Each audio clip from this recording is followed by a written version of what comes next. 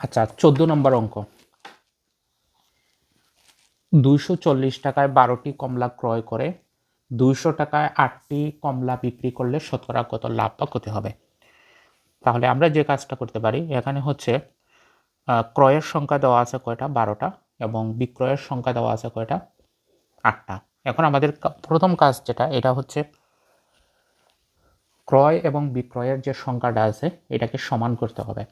তাহলে আমরা এখানে লিখে আছে হচ্ছে 12টি কমলার ক্রয় মূল্য হচ্ছে আপনার কত, 240 টাকা। 240 আমরা লিখবো হচ্ছে একটি কমলার ক্রয় মূল্য, তাহলে একটা কমলা ক্রয় মূল্য হচ্ছে 240 ডিভাইডেড বাই হচ্ছে 12, তাহলে এটা কাটলে হচ্ছে কত, 20 টাকা। 20 টাকা। আচ্ছা, যেহেতু আমরা এখানে একটি করেছি, তাহলে বিক্রয় মূল্যও কিন্তু আমাদেরকে একটি করতে হবে, অর্থাৎ ক্রয় এবং বিক্রয়ের সংখ্যা কী করতে হবে, সমান করতে হবে। এটাকে 2টা করলে এটাকে 2টা করতে হবে, এটাকে 3টা, এটাকে 3টা করতে হবে। নিয়মটা হচ্ছে এটা। তাহলে এখন আমরা এখানে আছে হচ্ছে 8টির বিক্রয় মূল্য, তাহলে 8টার বিক্রয় মূল্য হচ্ছে কত টাকা, 200 টাকা। তাহলে একটির বিক্রয় মূল্য কত টাকা হচ্ছে, 200কে যদি আমরা 8 দিয়ে ভাগ করি তাহলে হচ্ছে 25 টাকা। 25 টাকা। তাহলে এখানে আমরা কি হলো, একটা, তাহলে একটার বিক্রয় মূল্য হচ্ছে 25 টাকা আর একটার ক্রয় মূল্য হচ্ছে 20 টাকা। তার মানে এখানে কি হয়েছে, লাভ। তাহলে লাভ কত হয়েছে দেখেন, 25 মাইনাস 20 সমান হচ্ছে কয় টাকা, 5 টাকা। তাহলে আমরা কি বের করতে হবে, লাভের হার বের করতে হবে। তাহলে লাভের হার যদি আমরা বের করতে চাই, লাভের হার, তাহলে ক্রয় মূল্য হচ্ছে কত টাকা, 20 টাকা। 20 টাকায় লাভ কত টাকা হয়েছে, 5 টাকা। তাহলে 100 টাকায় দিয়ে আমরা করে ফেলবো। এটা কাটলে হচ্ছে 4, আর এটা কাটলে হচ্ছে 25, তাহলে হচ্ছে 25% লাভ হয়েছে। তাহলে আমাদের এই ধরনের অঙ্কতে যে জিনিসটা মনে রাখতে হবে, যে সংখ্যাগুলোকে প্রথমে কি করতে হবে, সমান করতে হবে। তারপরে এখান থেকে ক্রয় মূল্য বিক্রয় মূল্য বের করে যদি লাভ হয় লাভের হার, ক্ষতি হলে ক্ষতির হার বের করতে হবে। আচ্ছা, এরপরে আসেন আমরা 15 নম্বর অঙ্ক দেখব।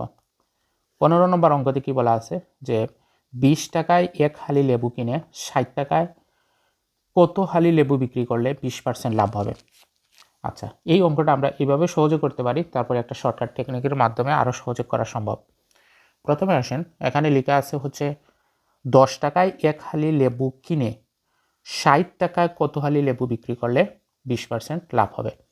তাহলে এখানে যেহেতু 1 হালি যে লেবু আছে, এখানে হচ্ছে 1 হালি লেবু, এইটার ক্রয় মূল্য দেওয়া আছে, ক্রয় মূল্য। তাহলে এটার ক্রয় মূল্য কত দেওয়া আছে, ক্রয় মূল্য হচ্ছে 60 টাকা, 10 টাকা। ক্রয় মূল্য হচ্ছে 10 টাকা দেওয়া আছে। তাহলে আমরা যেহেতু 1 হালির ক্রয় মূল্য হচ্ছে 10 টাকা, তাহলে 20% লাভে 1 হালি লেবুর বিক্রয় মূল্য কত হবে, এই জিনিসটা আগে বের করে নেই। তাহলে 20% লাভে আমরা জাস্ট 1 হালি লেবুর বিক্রয় মূল্য কত হয়, আছে কত, 10 টাকা। 10 টাকার 20% লাভ বলতে আমরা 120/100 দিয়ে দিলাম। তাহলে এটা যদি কাটি তাহলে হচ্ছে কত টাকা, 12 টাকা। 12 টাকা। অর্থাৎ যদি আমরা 20% লাভ করতে চাই, তাহলে 1 হালি লেবুর বিক্রয় মূল্য হবে কত টাকা, 12 টাকা। তাহলে 12 টাকায় বিক্রি করতে হবে কয় হালি, 1 হালি, যদি 20% লাভ করতে চাই 1 হালি। তাহলে যদি কত হয়, 60 টাকা, তাহলে 60 টাকায় বিক্রি করতে হবে, উপরে 60 আর নিচে হচ্ছে কত, 12। এটা কাটলে হচ্ছে 5 হালি। তাহলে উত্তর হবে কত, 5। এটা। আর যদি আমরা শর্টকাটে করতে চাই, তাহলে এইভাবে করা যেতে পারে, যে 100 n divided by b into t2/t1, এটা দিলেও করা যায়। এখন n মানে কি, n মানে হচ্ছে এই ধরনের অঙ্কতে বৃদ্ধি, যেমন b মানে হচ্ছে 120, 20% লাভ তো, তাহলে আমরা 120 ধরবো। আর n মানে এখানে একটাই সংখ্যা দেওয়া থাকে, 1 হালি, তাই না, 1 হালি, তাহলে এখানে হবে 1 হালি। ঠিক আছে। আর T2/T1 এটার মানে হচ্ছে এই যে অঙ্ক শুরু হবে যে মানে ক্রয় মূল্যের সাথে যে টাকা থাকবে এটা হচ্ছে T1, এটাকে আমরা কত দেব, T1 হচ্ছে কত টাকা, 10 টাকা। আর T2 যেটা এটা হচ্ছে মানে দেখেন 60 টাকা এখানে লেখা আছে, এটা হবে 60। ঠিক আছে, এই ফর্মুলা দিয়ে খুব দ্রুতও করা যেতে পারে। মানে এখানে 100 আর n কত, 1 খালি, তার মানে হচ্ছে 1। আর এখানে b কত আমরা ধরছি 120, তাই না, 120।